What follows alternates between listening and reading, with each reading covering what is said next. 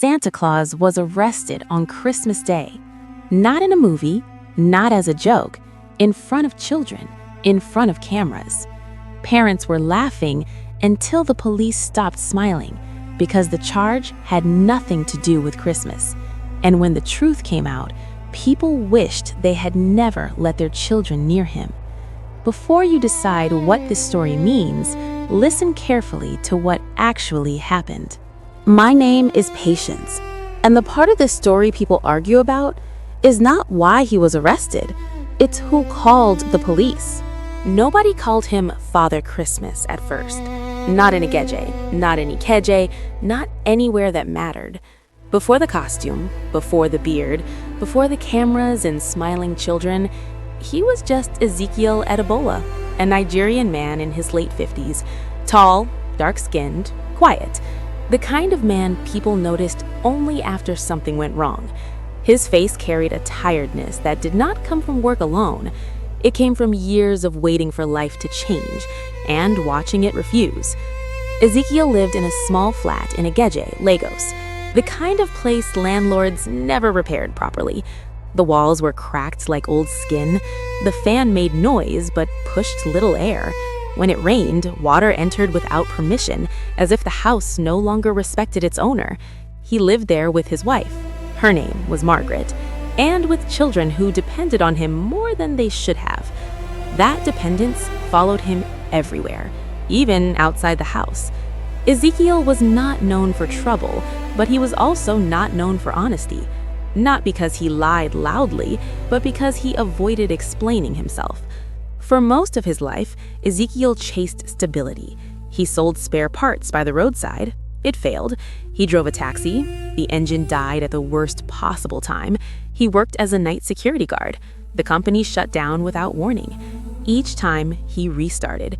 Each time, life closed the door again. By the time Ezekiel crossed 50, employers stopped calling him back. Younger men were easier to control, cheaper to replace, less likely to complain. At home, bills did not care about excuses. School fees arrived early, rent arrived aggressively, food prices rose quietly, then suddenly. Margaret tried to be patient, but patience becomes dangerous when silence replaces conversation. They did not fight often. They did not shout. They simply stopped explaining things to each other. And silence has a way of growing teeth. The idea came in December. Lagos was already dressed for Christmas. Lights on the streets, music in shopping malls, children running freely with careless joy. One evening, Ezekiel stood outside a supermarket in Ikeje, waiting for a bus he already knew would delay him.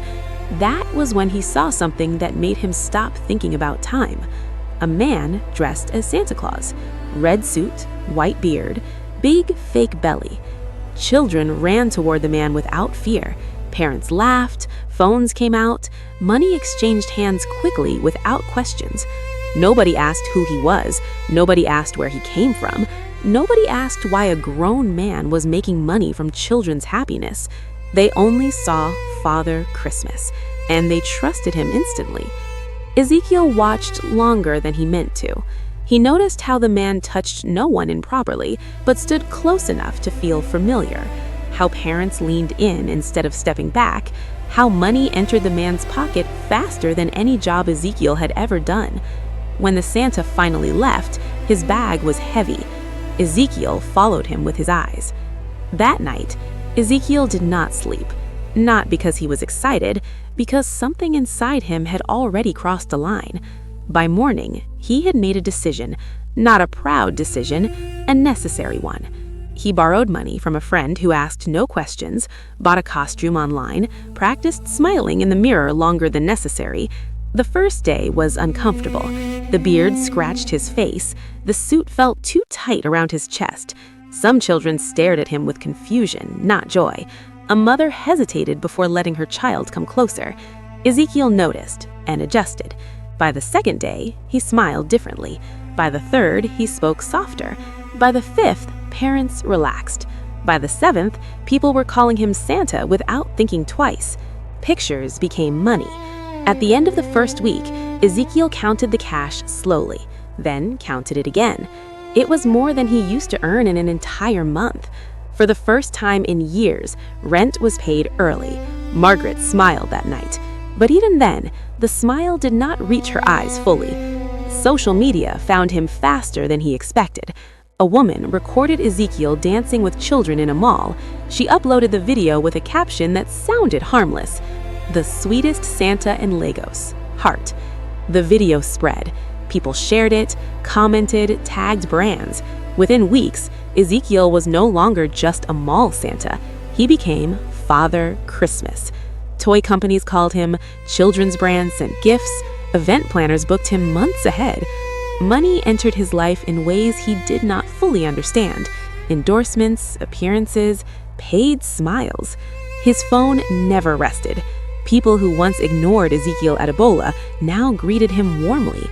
Respect followed him everywhere, and respect changes how a man walks. Inside the house, changes came quickly. New furniture, better food, school fees paid without arguments. Margaret noticed everything. At first, she was grateful. Then she became observant. Ezekiel traveled often. Events, photo shoots, meetings he did not fully explain. Sometimes he came home late. Sometimes he didn't come home at all. When Margaret asked questions, Ezekiel smiled calmly. It's work. Good work. But work does not explain unfamiliar perfume. Rumors arrived quietly. A neighbor mentioned seeing him with a younger woman.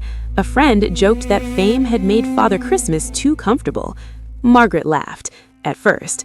Then, one night, while Ezekiel slept deeply beside her, she checked his phone. She found messages. Nothing criminal, nothing illegal, but personal. Too personal. She returned the phone carefully and lay awake staring at the ceiling, listening to a man she was no longer sure she truly knew breathing beside her. Outside the house, Ezekiel's image kept growing.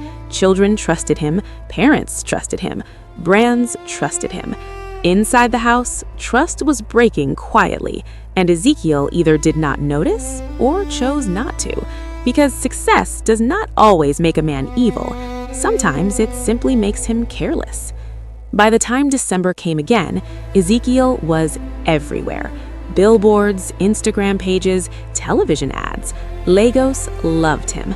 But Lagos also watches closely, especially when money rises too fast, especially when stories begin to connect. And inside that same flat in Igeje, Margaret was asking herself questions she never planned to ask. Questions that would not stay inside the house. Questions that would soon involve people who did not care about intention, only evidence. And none of that had happened yet. Not yet. By the time Father Christmas became a household name, Ezekiel Adebola had stopped hearing his own thoughts. Everywhere he went, people were calling him, "Father Christmas, Santa, sir, my child wants a picture." At first, it felt like a blessing. Later, it felt like noise. One afternoon, Ezekiel sat inside an air-conditioned office in Victoria Island, waiting. The chair was soft, too soft. The room smelled expensive, clean, artificial. Across the table sat a young woman with glasses and a tablet. She couldn't have been more than 30. She smiled professionally. "Mr. Father Christmas," she corrected herself quickly. "Sorry, we'll just call you Santa, like everyone else." Ezekiel smiled back, unsure. She tapped her screen. "We love your image," she said. "Children trust you, parents trust you. That kind of influence is very rare."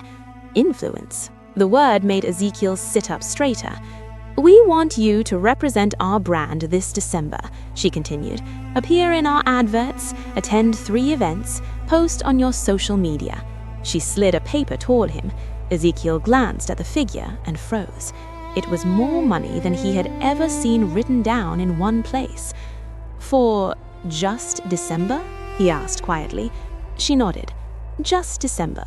Ezekiel signed, without reading the small print. At home that night, Margaret noticed the change immediately. Ezekiel dropped his car keys on the table and sat down heavily. "I'm tired," he said. Margaret studied him. "You're always tired these days," she replied. He forced a laugh. "Good tired." She served him food and watched him eat. You didn't tell me you went to Victoria Island today. Ezekiel paused for half a second, just half. Oh, that. It was a meeting. What kind of meeting? Work meeting. Margaret nodded slowly. Is it normal for work meetings to end at midnight? Ezekiel looked up.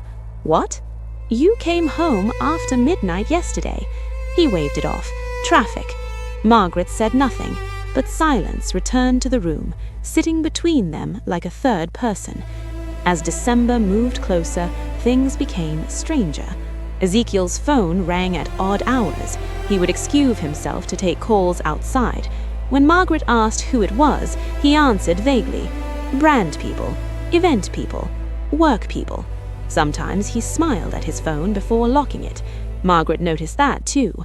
One evening, as Ezekiel prepared to leave for another event, Margaret stopped him at the door. Are you still going as Father Christmas tonight? Yes. Which event? He hesitated. A private one. Private where? He sighed. Margaret, please, don't start. She looked at him carefully. I'm not starting anything, she said. I'm asking. Ezekiel picked up his keys. I'm late. He left. Margaret stood at the door long after it closed. The rumors outside the house grew teeth. At a salon, someone whispered, I heard he charges millions for appearances now. Another replied, and nobody knows where the money really goes. At a supermarket, two women talked quietly while watching their children run toward a Santa poster. They say he doesn't use his real name online. That's normal for influencers. Still, the word still lingered. Margaret heard the rumors too, but what disturbed her more were the things she could see herself. Ezekiel stopped bringing work home. No receipts, no details, no explanations. Just money, cash, transfers. Too many transfers. One night, Margaret could not sleep. Ezekiel lay beside her, snoring softly. She reached for his phone. This time she didn't hesitate. She opened it, scrolled. Messages, emails, contracts. She didn't understand everything, but certain words stood out. Deliverables, audience reach, compliance, disclosure. She scrolled further.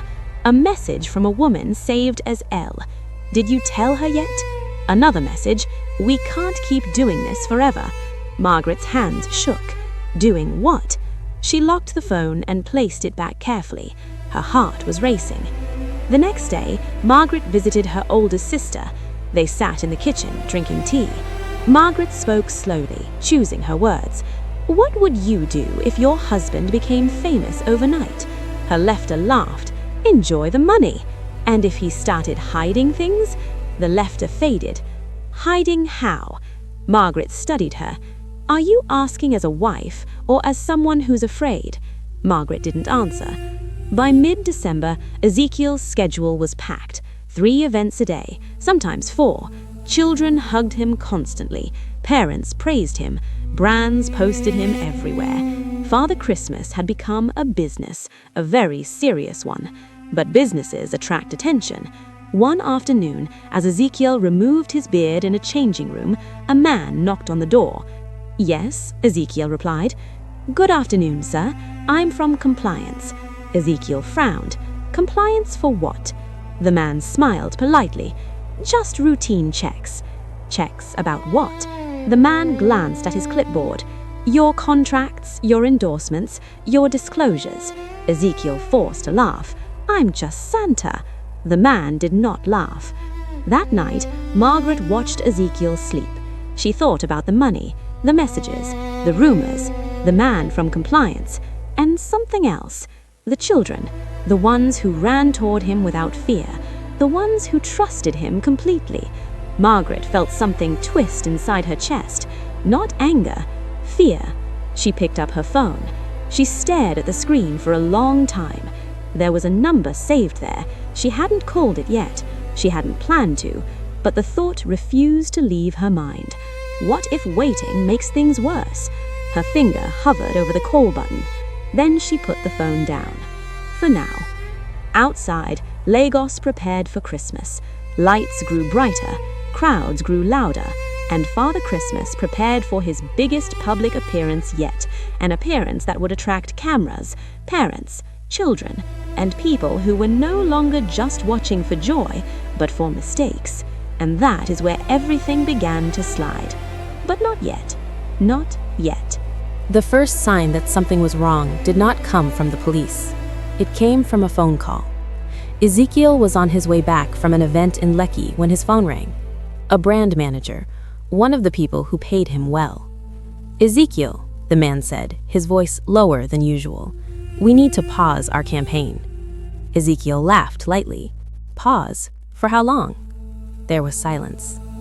"We've been advised to review some things," the man finally said. "I'll call you back." The line went dead.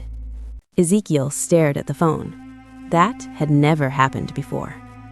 At home, Margaret noticed the change immediately.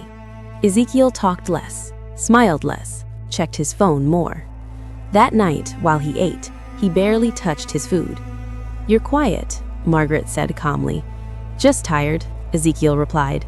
"Tired from what?" she asked. He looked up at her. "Work," he said again. "Always work." Margaret nodded, but she did not believe him anymore.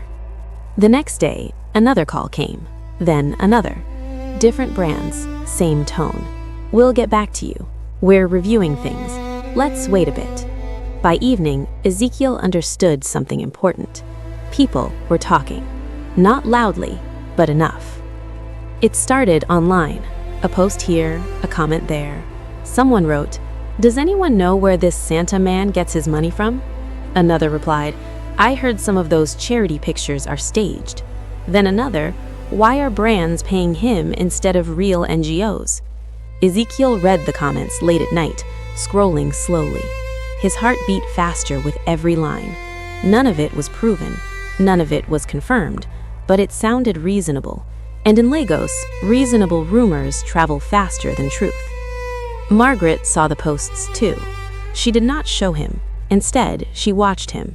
She watched how he reacted when a brand canceled quietly, how he avoided her eyes when his phone rang, and she remembered the messages she had seen. Too personal, too familiar. One evening, Margaret finally asked the question she had been holding back. "Ezekiel," she said softly, "are you hiding anything from me?" Ezekiel froze, for a second too long. "No," he said quickly. "Why would you ask that?" "Because things are changing," Margaret replied, "and you're not explaining." Ezekiel stood up. "I'm tired. This conversation can wait." Margaret watched him walk away, and something inside her shifted. The next week, a blogger posted a longer thread. Not accusations, just questions. Questions wrapped in facts. Screenshots of endorsements, estimated earnings, photos from events. The caption read, "Not accusing anyone, just asking questions." But questions can destroy faster than accusations. Parents began commenting, "I thought he was a charity Santa. Why is he charging so much? Are brands using children for marketing?" The tone changed. Not angry, concerned. Concern is dangerous. At events, Ezekiel felt it. Parents smiled less. They asked more questions. "Is this for charity? Which organization are you with? Why are brands involved?" Ezekiel answered calmly, but his confidence was cracking because he realized something too late. He had never clearly explained himself. He had enjoyed the smiles, the respect, the money, and now people wanted details. One afternoon, Margaret received a call. Unknown number. She almost ignored it, but she picked up. "Good afternoon," a woman said. "Is this Mrs. Adebola?" "Yes," Margaret replied cautiously. "I'm calling regarding your husband's activities. We're gathering information." Margaret's heart dropped. "What kind of information?" she asked. "Nothing official yet, just clarification." The line went dead. Margaret stared at the phone. Her hands were shaking. That night, she did not wait for Ezekiel to explain. She confronted him. "Someone called me today." Ezekiel looked up sharply. "Who?" "About you," Margaret replied. "About your work." Ezekiel opened his mouth, then closed it. For the first time since she had known him, he had no answer. Silence filled the room. Not the quiet kind, the dangerous kind. Margaret stood up. "I stood by you when you had nothing. I stood by you when the world ignored you." She paused. "But I won't stand by you if this thing destroys our children." Ezekiel finally spoke. "I didn't do anything illegal," he said quietly. Margaret looked at him. "That's not what people are asking anymore." Outside their home, the city was already making up its mind, not based on evidence, but on patterns: money, children, brands, secrecy. And in Lagos, patterns are enough. By the end of that week, someone would make a call that would not ask questions, a call that would bring uniforms. But that moment had not come yet. Not yet. Christmas morning arrived quietly, not with joy, not with music, but with tension. Ezekiel Adebola stood in front of the mirror, adjusting the red suit one last time. The beard rested on his chest. The smile was ready. The phone beside him would not stop vibrating. Missed calls, messages, event reminders. This was the biggest day of the year. Children were already waiting. Margaret watched him from the doorway. She said nothing. She had not slept. Outside, Lagos was alive. Cars honked, church bells rang, children ran toward joy. At the mall, people gathered early. Parents lifted their children onto shoulders, phones were raised, laughter filled the air. When Ezekiel stepped out as Father Christmas, the crowd cheered. Children rushed toward him. "Santa! Santa!" He knelt, hugged them, posed for pictures. Parents smiled, relaxed, trusted. This was the image everyone loved. This was the man they believed in. Then the sirens came. At first, people laughed. Some thought it was part of the show. Then the police vehicles stopped, and the officers stepped out. No smiles, no greetings. One officer walked straight toward Ezekiel. "Sir," he said firmly, "you need to come with us." The laughter stopped. Parents froze. Children looked confused. Phones stayed up. Ezekiel removed the beard slowly. "Officer," he said quietly, "what is this about?" The officer did not raise his voice. "Fraud," he said. The word fell hard. Not Christmas, not children, not Santa. Fraud. The crowd murmured. Someone shouted, "Fraud how?" Another whispered, "Is it true?" The officer continued. Multiple brand contracts signed under false representation, payments collected under a character created to mislead companies. People stepped back. Children were pulled away. Trusts disappeared in seconds. Margaret watched from across the crowd. She did not cry. She did not scream. She had already done what she came to do. At the station, Ezekiel sat quietly. The suit was gone. Only the tired man remained. An officer placed documents on the table. Brand deals, payments, contracts signed as Father Christmas. "You used a character," the officer said, "to receive money meant for registered companies and verified entertainers." Ezekiel nodded slowly.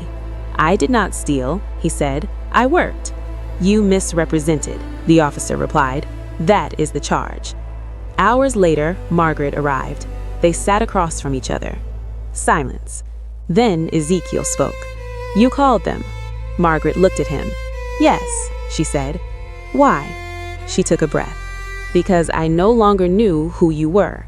Because the man I trusted hid everything. Because the truth had to stop somewhere." Ezekiel closed his eyes. "So this is punishment," he said softly. "This is consequence," Margaret replied. News spread fast. Headlines everywhere. Santa arrested on Christmas Day. Parents felt ashamed. Brands withdrew. Children asked questions no one could answer. And Lagos moved on. Ezekiel was released on bail days later. Not innocent, not a monster, just exposed. The suit was folded away, the beard packed into a box. The man remained. Some people still argued. He was just trying to survive. He deceived everyone. But one thing was clear. The crime was not Christmas. It was trust. And trust, once broken, does not come back dressed in red. This was never a story about Santa Claus. It was a story about what happens when desperation meets attention, and truth arrives late. Thank you for watching this story. If you enjoyed it, please give it a like, share your thoughts in the comments, and don't forget to subscribe for more